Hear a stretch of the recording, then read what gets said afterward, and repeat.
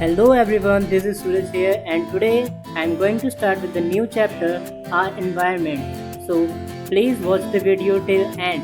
So let's begin. What are you waiting for? Before starting the chapter, the first question that arises in your mind, what actually the environment is.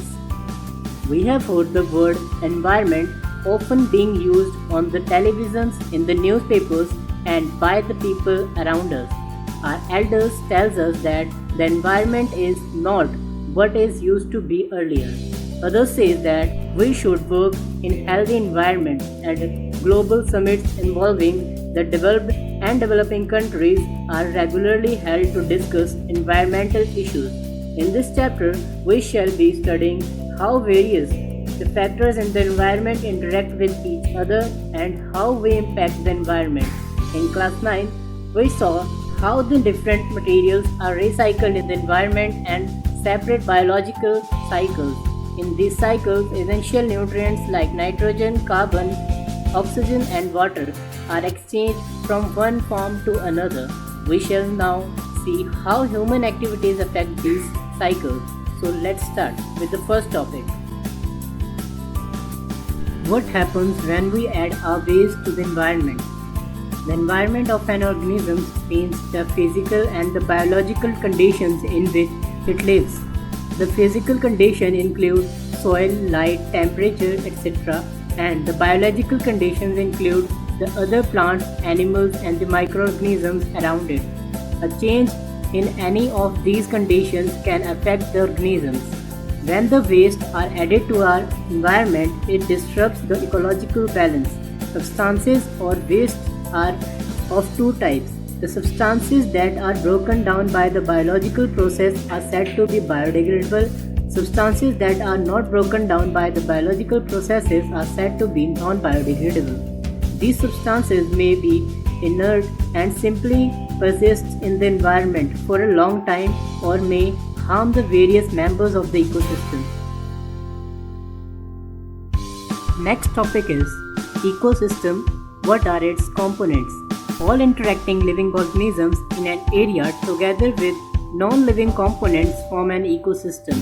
So, an ecosystem consists of both biotic and abiotic components like temperature, rainfall, wind, soil, etc.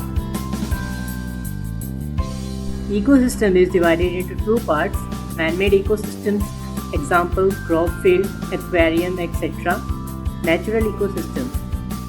Natural ecosystem is divided in further two parts, aquatic ecosystem and terrestrial ecosystem.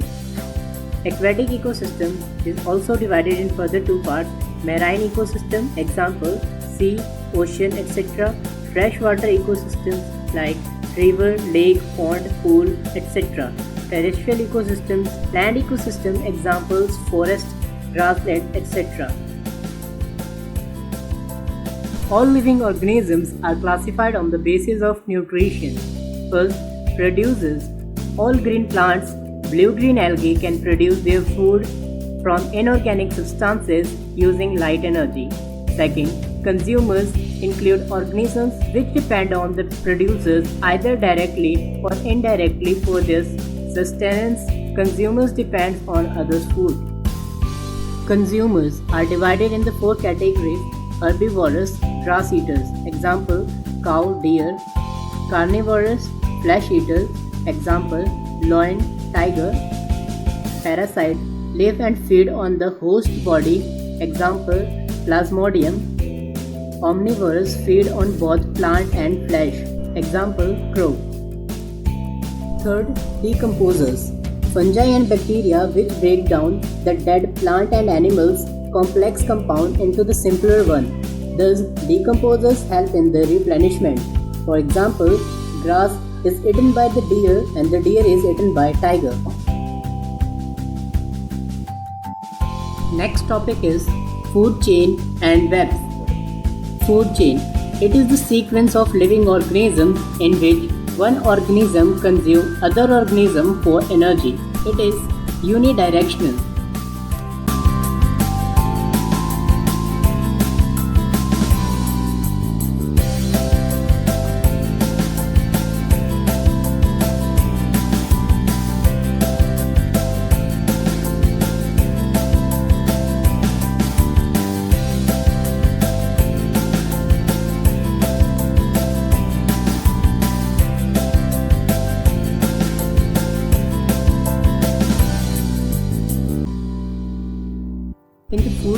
various steps where transfer of energy takes place is called trophic level. The green plants capture 1% of sun's energy. The flow of energy is unidirectional in food chain. There is a gradual decrease in the amount of energy from one trophic level to next trophic level in a food chain.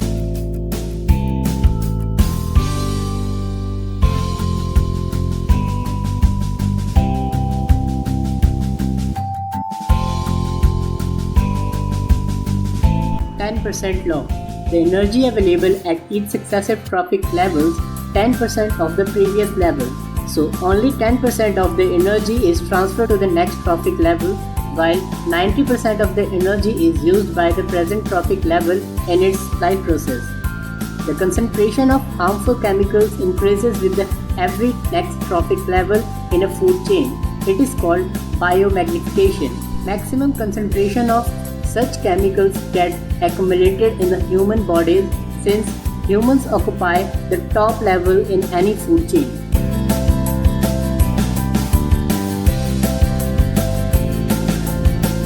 Food web.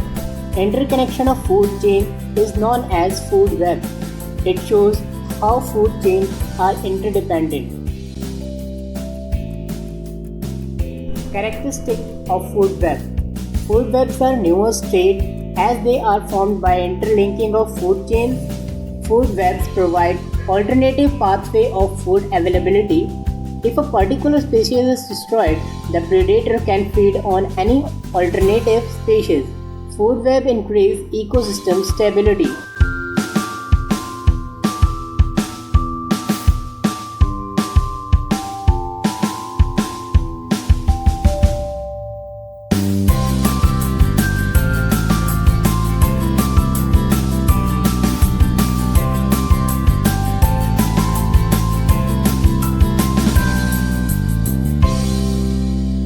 Next topic is how do our activities affect the environment?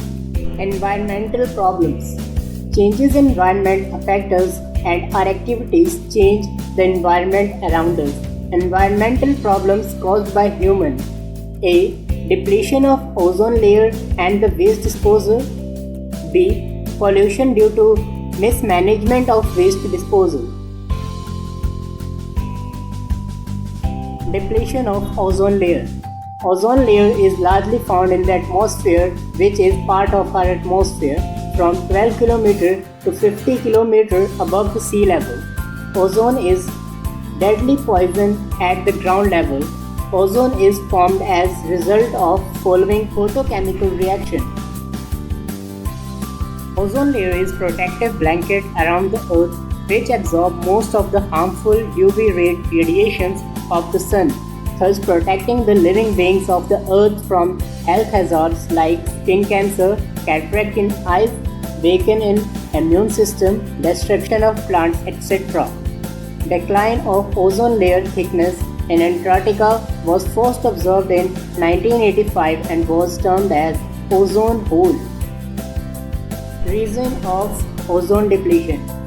Excess use of CFCs, a synthetic inert chemical, for example furan, which are used as refrigerants and in fire extinguishers cause ozone depletion in the upper atmosphere. A single chlorine atom can destroy lakh ozone molecules. UNEP, United Nations Environment Programme, did an excellent job in foreign an agreement to freeze CFC production at 1986 levels by all countries.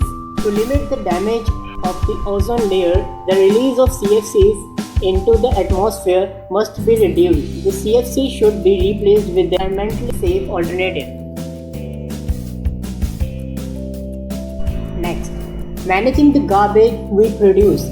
Improvements in our lifestyle have resulted in the greater amount of wastage material generation.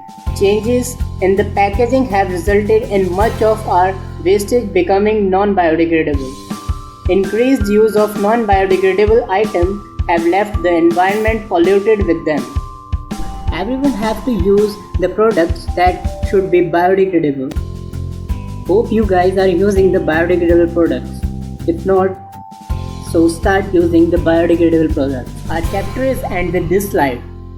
So I hope you loved it, understood the chapter very well, and stay home, stay safe, stay happy with your family, and thanks for watching.